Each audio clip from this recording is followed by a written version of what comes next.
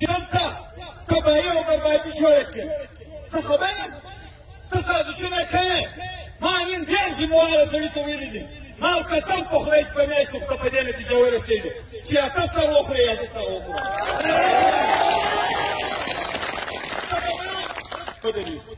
دا کار یوازې د ځانه سره نه دی شوی دا کار چې ده د ګلستان ور واخلې در محمود خان سې نیولې دا چې پر دې وطن کې پر بلوچ پښتون قام پرسته د سیاست په ډګر کې په پارلمنټ کې نن مې واورېدل ومې لیدل اوس پورته چې محسن داوی لکه څه وویشتې الکشن ختمی نه وي په ګولۍ اوس وژني منظور ورک دی مارنګ نه پرېږدي اخترجان نه پرېږدي اظهر غوندې معمولي سیاسي کارکنان یې نه کوي دا څه پارلمنټ دی دا چې د دلالانو لښکر دوی راوستی پکې کښېنوي یې د دې به څه عزت وي د دې به څه وقار وي نو دوی ټولو ته خواست کړو دا کار یوازې د انتي سره نه دی سوی دا کار په دې وطن کې د هر چا له سره وګاټي اوس یې ویلې وایي چې د ریاست په جوړ سړی دلته د وطن د جاسوسانو چل ورسره شروع وي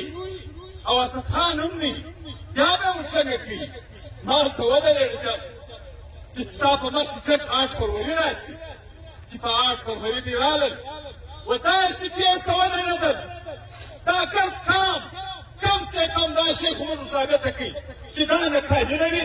دا نه پرتوګ لري دا لس زره خلک دي او دنیا ته ښکاره کړه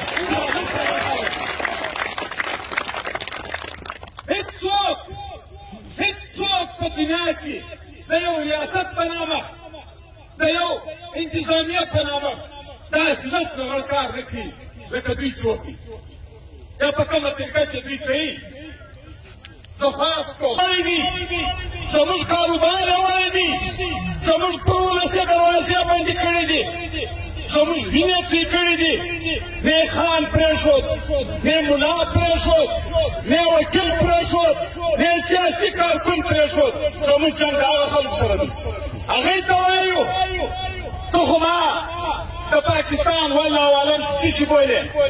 ته خو یې نو د ماما زوی تا خو نو ځان ورته د کاکا زوی جوړ کړی دي تو خو د لاهور د مقدس خاورې سره تعلق لرې تو خو د شالکوټ د مقدس خاورې سره تعلق لرې تو خو د فیصل آباد د ګوجران والې د مقدس خاورې سره تعلق لرې نو ته به اوس دا فیصله کوې که دا چمن د پاکستان حصه دی دا وطن د پاکستان خاوره ده نو بیا به هغه سوچ او فکر پر دې وطن هم کوې کم سوچ او فکر چې لاهور اسلام آباد ګوجران والي او شالکوټ ته لرې که دا خاوره نه ده نو په تاریخ کې ته زما غلام پاتې شوی زه زما غلام نه یم پاتې شوی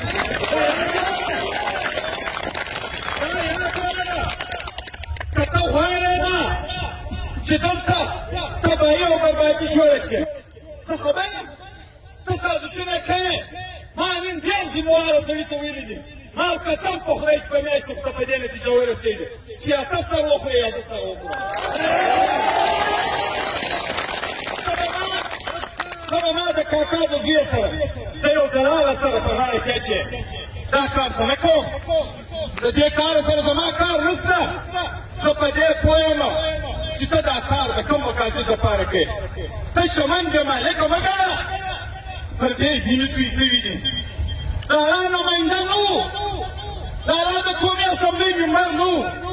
دارا د صوبایي اسمبلۍ ممبر نه وو خو د چاپلات په دې ښار په غلط نظر نسو راتلی دا ولس د لالا د ورونو د پلرونو د بچیانو په شان عزت ورکوي ستا دا فکر